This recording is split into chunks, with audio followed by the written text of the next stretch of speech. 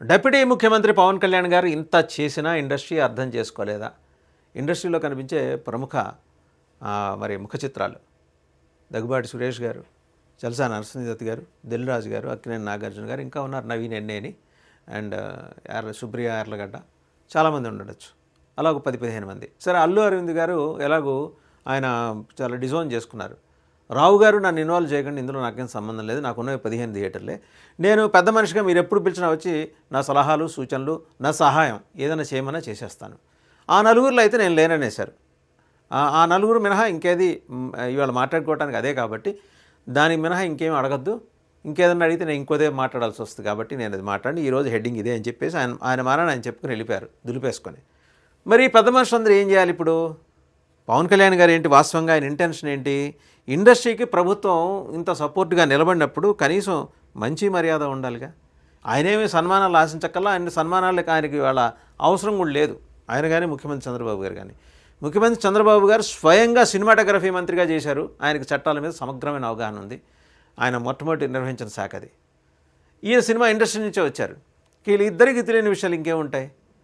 కనీసం ఒక reciprocal approach ఒకటి ఉండాలి కదా.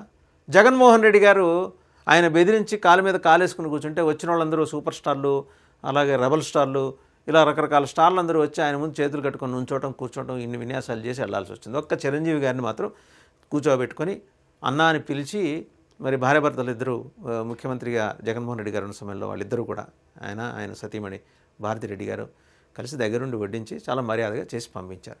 బట్ వేరాజ్ ఇండస్ట్రీలో మిగిలిన వాళ్ళతోటి ముఖ్యమంత్రి జగన్మోహన్ రెడ్డి వ్యవహరించిన తీరు, వాళ్ళ అధికారులు ప్రత్యేకించి తహసీల్దార్లు సినిమా హాల్ దగ్గరికి వెళ్ళి టికెట్లు చేయించుకునే ఒక విపరీతమైన పరిస్థితి జగన్మోహన్ రెడ్డి గారి హయాంలో అయింది. అలాగే భీమ్లా నాయక్ను టార్గెట్ చేసి పవన్ కళ్యాణ్ ఇబ్బంది పెట్టి చాలా రకాలుగా జగన్మోహన్ రెడ్డి ప్రభుత్వం చేసిన వ్యవహారం మనకు గుర్తుంది. అలాంటి పరిస్థితి ఇవాళ లేదు కదా. లేనప్పుడు ఎందుకని ఇండస్ట్రీలో పెద్దలు ఎవరికి వాళ్ళు వ్యక్తిగతంగా వచ్చి మాకు మా ఫలానా సినిమా ఉందండి, కొంచెం మాకు టికెట్ల రేట్లు పెంచుకోవాలి, మాకు కన్సెషన్ ఇప్పించండి, అలాగే బెనిఫిట్ షోలు వేసుకోవడానికి పర్మిషన్ ఇప్పించండి, ఇవన్నీ చేసుకుంటున్నారు కదా. ఈరోజు థియేటర్లో సమస్య వచ్చింది. థియేటర్ల వాళ్ళు ఏమంటున్నారు, మీరు రేట్లు పెంచుకున్నప్పుడు దాంట్లో పర్సంటేజీ మాకు కూడా ఇవ్వాలి కదా, మా ఏదో కింద మీద పడి కనీసం సినిమా ఒక ఆట ఆడితే ఒకరోజు వేసుకుంటే ఆ ఎలక్ట్రిసిటీ పవర్ ఛార్జెస్ కూడా రాని పరిస్థితిలో ఉన్న మాకు కొంచెం సపోర్ట్ చేయొచ్చు కంటే వాళ్ళని వినిపించుకునే వాళ్ళు లేరు. వినిపించుకోవాలి కదా అంటారు ఎవరు? పవన్ కళ్యాణ్ గారు. వినిపించుకోవాలి కదా, వాళ్ళతో మాట్లాడాలి కదా అంటారు. ఆ మాట్లాడటానికి మరి పెద్ద మనుషులకి ఎందుకు తీరిక కుదరట్లేదు? సరే, ఈయనంటే తెలంగాణ ఫిల్మ్ డెవలప్మెంట్ కార్పొరేషన్కి చైర్మన్ అయ్యారు. అయినా సరే ఆయన బేసిక్గా నిర్మాత కదా, ఆయన మాట్లాడాలి కదా. థియేటర్లు, సింగిల్ స్క్రీన్ థియేటర్లు ఒకసారి మనం కనుక గమనిస్తే సింగిల్ స్క్రీన్ థియేటర్స్ వాటి పరిస్థితి ఏంటి? అవి సర్వైవ్ అవుతున్నాయా లేదా? 1000 థియేటర్లు ఉంటే 15 థియేటర్లు మాత్రమే నావన్నీ అల్లు అరవింద్ గారు తప్పుకున్నారు. ఆయన చెప్పేసి రావు గారు నన్ను ఇన్వాల్వ్ చేయకండి అని చెప్పి తప్పుకున్నారు. మరి వీళ్ళందరూ మాట్లాడాలి కదా. అల్లు అరవింద్ అంత ఓపెన్గా మీరు ఎందుకు రాలేకపోతున్నారు? మీకున్న ఇబ్బంది ఏంటి? పవన్ కళ్యాణ్ గారు ఆవేదన ఏంటి? ప్రత్యేకించి సినిమా పరిశ్రమలో ముఖ్యులను ఆయన చీల్చి చెండాడటం వెనక గౌరవం ఇచ్చినా దక్కించుకోవటం లేదు. ఇక్కడ అండర్స్కోర్ చేసి మాట్లాడుకోవాలి. గౌరవం ఇచ్చినా దక్కించుకోవటం లేదనేది ఆయన మాట. సినిమా రంగం, ప్రభుత్వం రెండు కళ్ళ లాంటివి ఆయనకి. ఆయన ఒక విభజన బాగా విభజన ఉందని ఒకవేళ మీరు ఏమన్నా భావిస్తే అనేది ఏం లేదు. ఇండస్ట్రీని మేము గౌరవిస్తున్నాం. నేను ఇండస్ట్రీ నుంచి వచ్చినవాడే, ఇండస్ట్రీ మీద అవగాహన ఉన్నవాడు సాక్షాత్తు ముఖ్యమంత్రి చంద్రబాబు నాయుడు గారు. మీకేంటి ఇబ్బంది అని అడుగుతూ తెలుగు చిత్రసీమ ఏకీకృతంగా సహకరించడంలో ఎందుకు విఫలమైంది అని ఒక డిసప్పాయింటెడ్ టోన్లో ఆయన మాట్లాడారు. What's wrong in it? ఆయన మాట్లాడిన దాంట్లో తప్పే ఉంది. ఇవాళ వైసీపీ ఆయన మాట్లాడిన తప్పు పడుతుంది. ఆయన మాట్లాడింది ఇప్పుడు ఆయన సినిమా ఇవాళ కాబట్టి 4 రోజులు రిలీజ్ అవుతుంది. హరిహర వీరమల్లు కోసమే ఆయన ఏదో ఇంత తాపత్రయపడారని వైసీపీ ఆరోపిస్తుంది కదా. ఒక హరిహర వీరమల్లు ఏంటి? ఆయన అందరిని అడిగారు. ఆయన అందరు ప్రొడ్యూసర్స్ని అడిగారు. ఇవాళ థియేటర్లు కూడా ఏంటి వెనక్కి తగ్గాయి. ఎందుకంటే ప్రభుత్వం కూడా ఒకటి చేయాల్సింది ఏంటంటే, పవన్ కళ్యాణ్ గారి నోటీసులో ఉన్న విషయమే, ప్రభుత్వం చేయాల్సింది చేయబోయేది ఏంటంటే, వాళ్ళ ప్రతినిధిగా రేపు విశాఖపట్నంలో జరగబోయే ఈ థియేటర్ యజమానుల సమస్యలకు సంబంధించిన సమావేశంలో వాళ్ళ ప్రభుత్వ ప్రతినిధి కూడా ఒకళ్ళు ఉండాలి. కందులు దుర్గేష్ గారే ఉండొచ్చు మోస్ట్ లైక్లీ, మరి ఆయన ఆ శాఖ మంత్రి కాబట్టి. అధికారులు కూడా ఉండాలి. ఇప్పుడు 24 క్రాఫ్ట్స్ ఉన్నాయండి ఇందులో ఇండస్ట్రీలో. ఇండస్ట్రీ అంటే ఒక హీరో, హీరోయిన్, డైరెక్టర్, ప్రొడ్యూసరే కాదు, 24 క్రాఫ్ట్స్. వీళ్ళందరి సమస్యలు అండ్ వాళ్ళకందరికీ అసలు ఇంత సినిమా తీసినా అవి చూపించడానికి స్క్రీన్స్ ఉండాలి. ఆ స్క్రీన్స్కే ఇవాళ సమస్యలు వచ్చినాయి. ఆయన ప్రస్తావన చేశారు. ఎస్, వాటిలో వాష్రూమ్స్ బాగున్నాయా, ఫెసిలిటీస్ బాగున్నాయా, అడ్డగోలుగా మీరు అమ్ముతున్న స్నాక్స్ రేట్స్ బాగున్నాయా, వీటన్నిటి మీద మాట్లాడాలి థియేటర్లు, అది కూడా మాట్లాడాలి. మాకు చెరువు మీద అలిగి మేము థియేటర్లు మూసేసుకుంటామంటే, బట్ ఆ మూసేసుకుంటాం అని వాళ్ళ చేత చెప్పించడం వెనకాల ఏదైనా కుట్ర ఉందనే కోణం మీద అయితే హోంశాఖ కార్యదర్శి ఎలాగో వాకప్ చేస్తున్నారు, విచారణ చేస్తున్నారు, దర్యాప్తు కూడా చేస్తున్నారు. లేదు అనుకుందాం, సరే లేకపోయినా వాళ్ళకున్న బాధ ఏంటో అర్థం చేసుకోవాలిగా. లేదు ఉంది సమస్యగా, వెనకాల ఎవరో కుట్ర ఉంది, అది బయటపడుతుందిగా.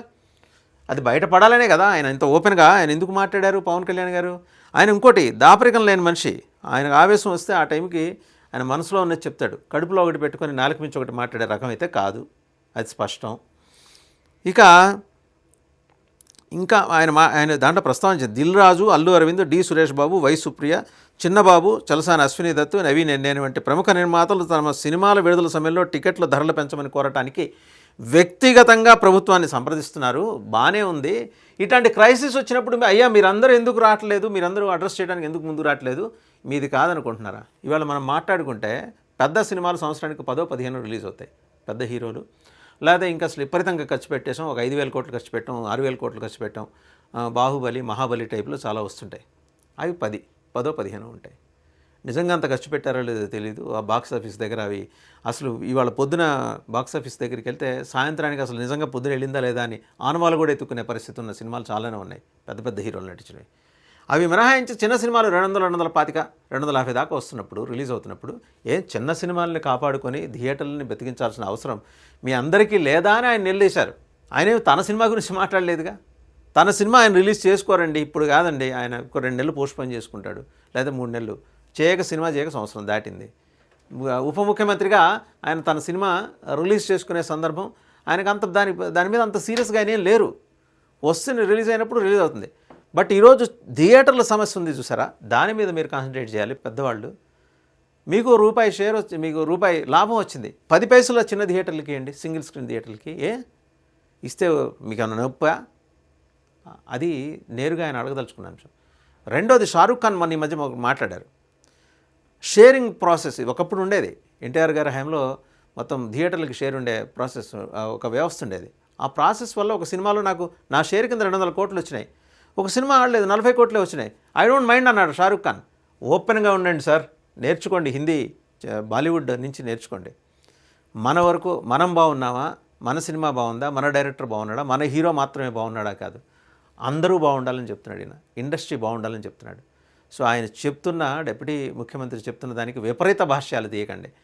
మీరు వయసులోనూ హోదాలోనూ పెద్దవాళ్ళు కదా, మనసులో కూడా పెద్ద మనసు చేసుకొని రండి, దీన్ని అడ్రస్ చేయండి అని ఈయన చెప్తున్నారు. For the betterment of industry మాత్రం ఏం చెప్తున్నారు. కాబట్టి డిప్యూటీ ముఖ్యమంత్రి పవన్ కళ్యాణ్ గారి వ్యాఖ్యలకు విపరీత అర్థాలు తీయమాకండి.